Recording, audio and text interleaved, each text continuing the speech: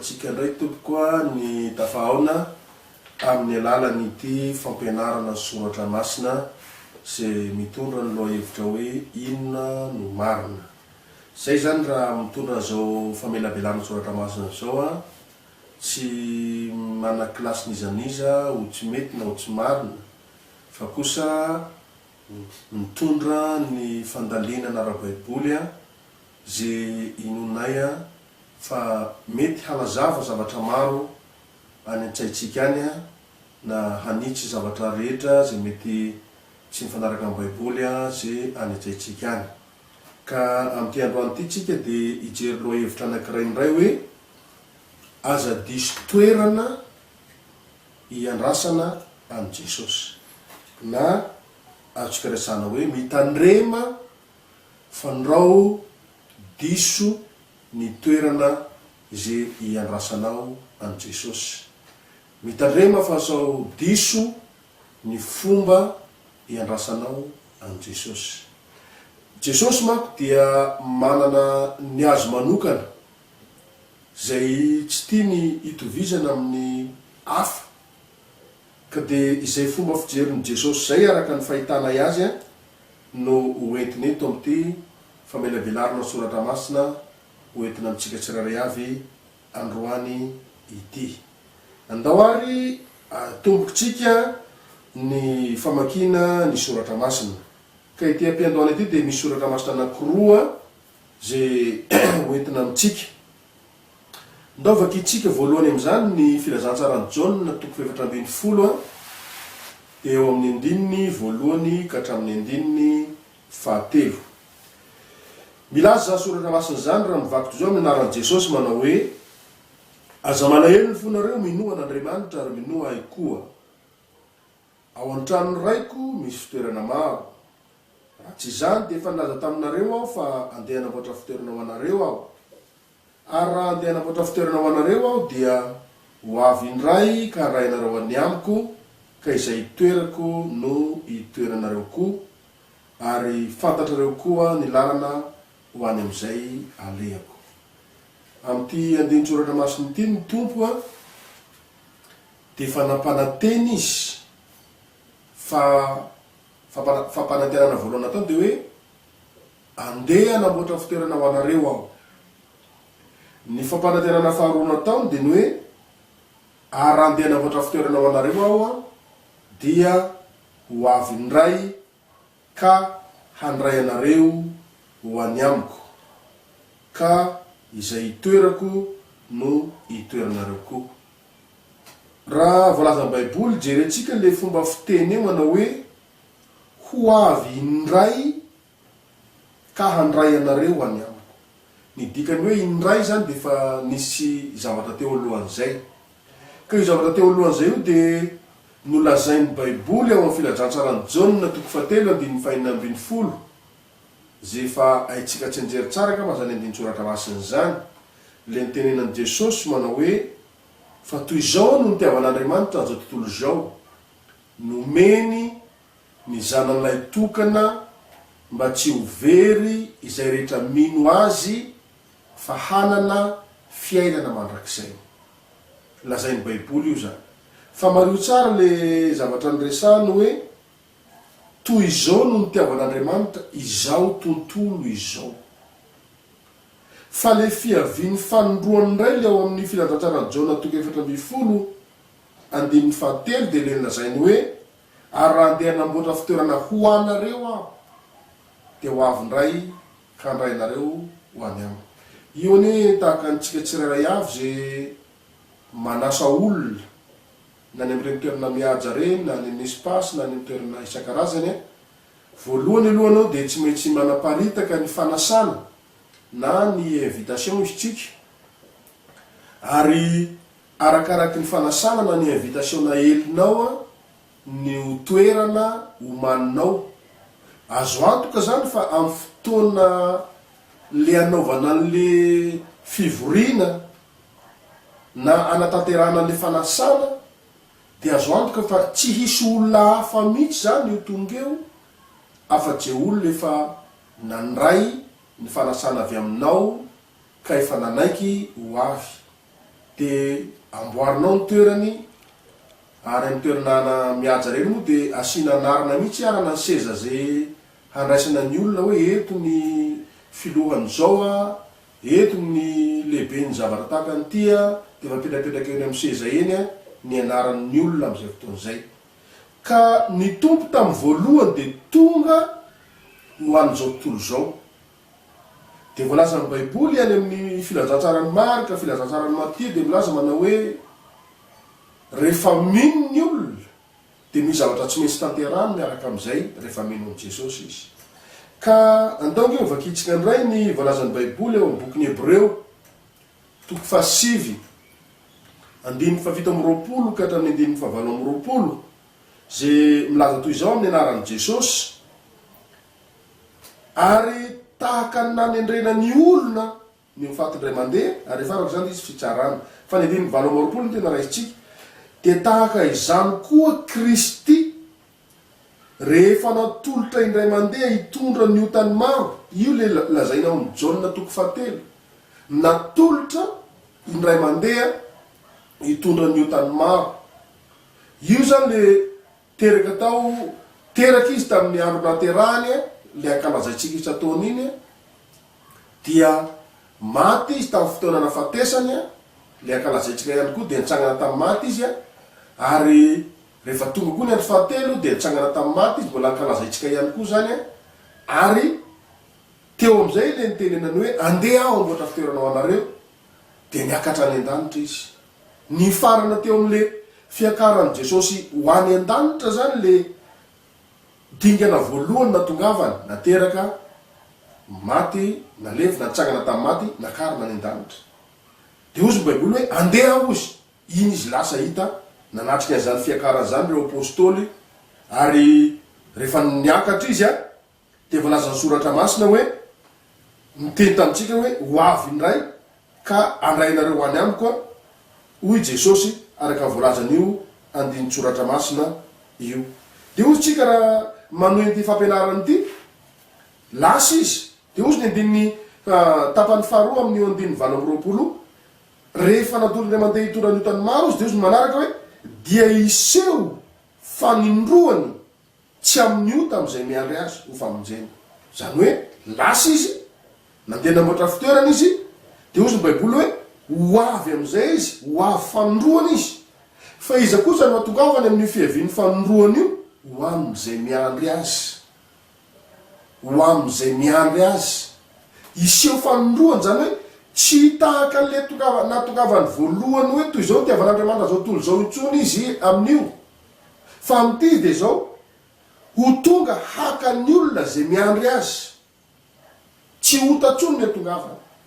Fa rehefa nanapa-kevitra ianao nibebaka tamin'ny fahotanao rehetra, ary rehefa nibebaka tamin'ny fahotanao rehetra ianao, napetraka Jesosy amin'ny toerana tokony andrasanao azy, dia eo ianao no miandry azy araka volazan'ny baiboly. Io le tahaka n'le rangahy le nidina avy any Jerosalema ho any Jeriko, dia azony jiolahy teo an-tenatena an-dalany teo, dia nokapohany izy ny baiboly, nendany ny lamany ary navenany teo rehefa saika maty. Iny zany le endrikitsika tamin'ny alalany Damasieva, niala tao amin'ny Saedena, noho n'inona noho ny fitaky ny devoly, dia zao ho avy indray ny tompo. Tonga Jesosy amin'ny alalantsika zao amonjy atsika, dia rehefa tonga fotoana voavonjy tsika io tovolahy io zao rehefa tonga le samaritana tsara fanahy, dia nitsaboiny ozy ny baiboly, nisorany diloilo ny feriny, nisorany divay koa, dia aveo izy nentiny nobatainy ho any amin'ny tranom-bahiny. Io tranom-bahiny io zany nitoerana tiany Jesosy hiandrasantsika azy.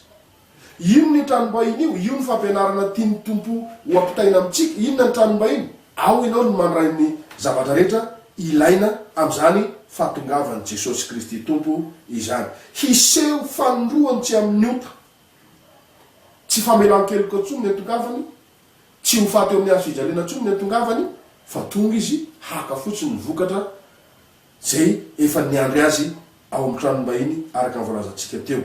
Zao no voalazan'ny baiboly any bokin'ny Romanina toko 10 andiny voalohany ka hatramin'ny 7 any. Raha mamaky an'izany soratra masina zany tsika, dia mario tsara ity voalaza ity, Paoly eto no miresaka. I Paoly dia nanana an'izao etaeta sy fahatsapahana zao tamin'ny fiainany. Paoly moa fatatsika fa apôstôly zay niezaka ny tety toerana maro nitoriana amin'ny filazantsara ary nahita zavatra maro tany amin'ny toerana zay nanaovany ny asa raiky zany. Ary tamin'ny toerana anankiray eto amin'ity bokin'ny Romanina ity dia niteny zavatra tahaka an'izao. Ry rahalahy izy Paoly niriny fokotsy ny angatahako amin'Andriamanitra ao an'ireny dia efa monjena. Maro tsara zay fa etaitsy hoe niriny foko i Paoly sy ny angatahako amin'Andriamanitra ho an'ireny dia efa monjena. Iza moa ireo olona tenenindreo dia nazavainy lalindalina mihitsy eo amin'ny diny faharoa fa vavolombelon'ireo olona ireo ao i Paoly fa ireo olona ireo dia mazoto an'Andriamanitra. Manao zay azo atao rehetra amin'ny fanompona an'Andriamanitra. Fa ity ny zavatra nitranga tamin'ireo olona ireo saingy ozy tsy araka amin'ny fahalalana. Na koa azontsika dika hoe saingy tsy araka ny tokony ho izy, tsy araka zay andrasana aminy, tsy araka zay notakina aminy. 7, inona ny adiny? Satria tsy nahalala ny fahamarinana avy amin'Andriamanitra izy, dia inona ny voka taorinan'izany? Dia nitady hanamarina ny tenany ary manaraka dia tsy nanaiky ny fahamarinana avy amin'Andriamanitra intsony. Hitatsika zany fa tsika zany tena ilayntsika manompo an'Andriamanitra. Fa rehefa manompo an'Andriamanitra zany dia zavatra takin'ny Baiboly dia mba ho araka ny fahalalana. Zay ny voalohany. Faharoa, mba ho araka ny fahalalana ny fahamarinana avy amin'Andriamanitra. Fahatelo, tsy maintsy miala tao amin'ny fanamarina tena. Fahaefatra, dia tsy maintsy manaiky ny fahamarinana avy amin'Andriamanitra. Ireo zavatra efatra ireo zany no zavatra nampianarin'ny Paoly. Ka ireo zavatra efatra ireo voalazan'ny Baiboly fa tsy hita tamin'ireo tsokajin'olona ireto. Ireo zavatra efatra ireo. Ina daholo moa izy ireo?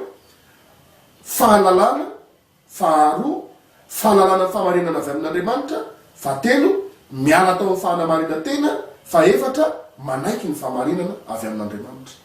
Hitatsika io zavatra io zany fa ny olona zany raha ohatra ka te ho anisan'ireo hahatongavan'i Jesosy fanondroany ka te hiaraka aminy. Satria ozy ny Jaona toko 5 teo ho avy ny ray aho sy ka ndrainareo any aminy ka zay toerana no tenonareo koa.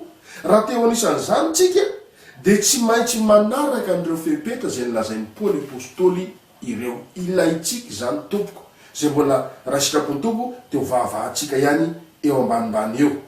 Ny mareo tsara le hoe aza diso toerana iandrasana an' Jesosy. Jesosy dia tsy maintsy ho avy.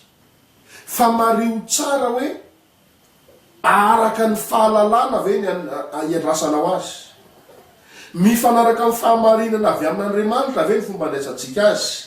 Ary fahatelo, manaiky venao tsy hanamarina ny tenanao rehefa tonga ny fahamarinana avy amin'Andriamanitra araka ny fahaefatra eo. Ilainao zany.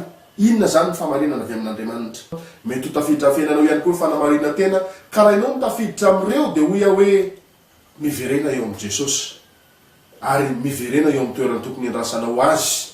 Fa raha amin'io toetranao io, raha amin'io fombanao io, zay fantatra fa fomba manamarina anao fa lavitra an'Andriamanitra ianao, dia hoia hoe tsy anisan'ireo hiakatra ianao rehefa tonga Jesosy. Fa tiatsika ao marihana voalaza soratra masina eo, rehefa tonga ny fotoana ery amin'ny andininy 7 ery amin'io mpanjaka faharoa toko faharoa io, ary nisy 50 lahy zay araky ny mpaminany nandeha ka dia nijanona tandrify ny teny lavitra eny. Fa izy roalahy kosa nitsangana teo amoron'ny Jordana, ary lina ndray ny kapotiny ka namalona azy dia nikapoka ny rano ary nisaraka roa ny rano ka dia nita tamin'ny tany maina izy roalahy. Dia 7 dia natikontsondrina hoe ary no nitafita izy roalahy dia hoy Elia tamin'ny Elisa, ankatao izay ataoko anao dieny tsy mbola misaraka aminao aho. Ary hoy Elisa, masina ianao, aoka ny anjarandreo amin'ny falahinao mba ho aho. Fa hoy izy, sarotra nangatanao, kanefa raha mahita misaraka aminao ianao dia ho anao ihany izany, fa raha tsy izany kosa dia tsy ho anao izany. Io andinitsoratra masina io dia na Elia ara dia resy lahatra mihitsy fa sarotra ny zavatra nangatahany Elisa taminy. Ary noko maromaro nefa fa io ny fahatanterahana na ny rasan'Andriamanitra tamin'ny Elisa, ny etaeta hazo ny anjarandreo amin'ny fanahiny Elia. dia tsy nanaiky ny saraka tamin'ny Elia mihitsy izy. Dia rehefa tonga fotoana rehefa tafitany Jordan izy raha azo baiboly dia ozy Elia hoe angatao azy zavatra tianao angatana dia mbola tsy misaraka itsika. Dia androany koa teteny aminao hoe tokony mba azahoanao antoka tsara fa eo amin'ny toerana ara-dalàna no misy anao, eo amin'ny toerana tokony isy anao nisy anao, dia hoy aho hoe tsy maintsy hisy fanamarinan'Andriamanitra an'izany amin'ny alalan'ny zavatra zay omeny anao. Marito eto fa ny zavatra nanrasan'ny Elisa rehefa niakatra Elia dia voalazan'ny baiboly hoe latsaka avy any amin'ny any ny kapoty no zosoratra masina eo amin'ny ndininy manarakaraka eo ny etantsika an'izany. Ary tiandresy lahatra atsika eo amin'ny ondininy io andininy 17 misy an'izay. Ary nalay ny kapotin'ny Elisa latsaka avy teny aminy dia niverina izy ka nitsangana teo amoron'ny Jordan. Dia noraisiny Elisa ny kapotin'ny Elia le latsaka avy eny aminy ka dia nikapoka ny rano izy. Dia hoy izy aiza Jehovahandriamanitra Elia? Eny Elisa koa nikapoka ny rano dia nisaraka roa izany. Mareo le fomba fiteny Elisa koa.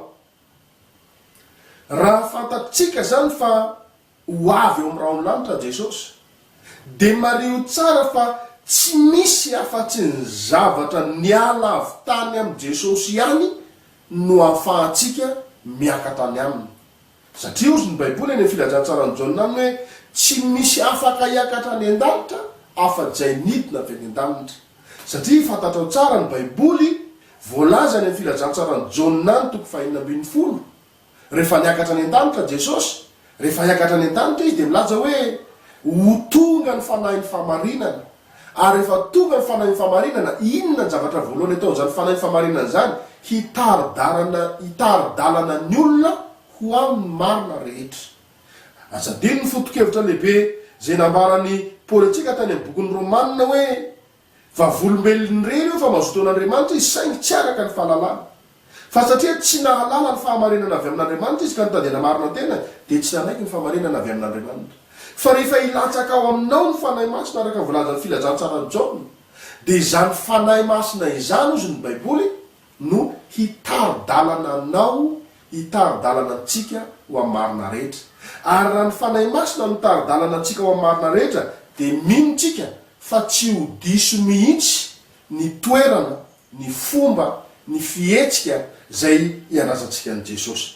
Nanahoana tokoa moa io Paoly apôstôly io rehefa nitory ny filazantsara ao amin'ny bokyny asan'ny apôstôly toko 7:20 no ahitantsika ny fomba nentin'ny Paoly sy ny fomba amam-panaon'ny Paoly rehefa mifanerasera amin'ny olona izy ka mitory ny filazantsara. Asan'ny apôstôly toko 7:20 andiny voalohany ka hatramin'ny 1. Rehefa tonga fotoana izy ny baiboly teo amin'ny tanàna anankiray antsoina hoe Efesosy dia nahita mpianatra sasany teo i Paoly. Dia mario tsara nge le fanontaniana napetraka Paoly voalohany tamin'ireto olo reto, efa noraisinareo va ny fanahy masina fony vaonino ianareo?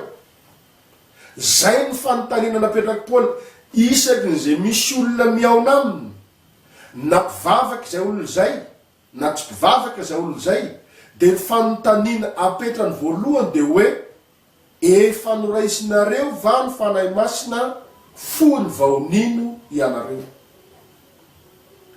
Dia reo olona tao Efesosy reo moa nisy 12 teo izy reo dia namaly an'ny Paoly tamin'izay fotoan'izay nanao hoe tsy renay akory aza fa efa nomena ny fanahy masina.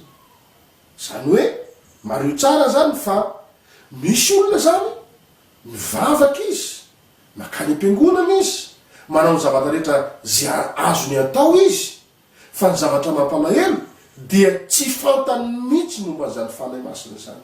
Ary ireto olona reto dia tsy nanafina tamin'ny Paoly fa tsy fantany akory zay momba ny fanahy masina, tsy renay akory aza fa efa omena na efa nomena izany fanahy masina zany. Tsy fantany zany na manahoana inona zany fanahy masina zany. Dia nametra-panontaniana faharoa tamin'ireo olona reo ndray Paoly, ho amin'inona indray ary nanaovana batisanareo?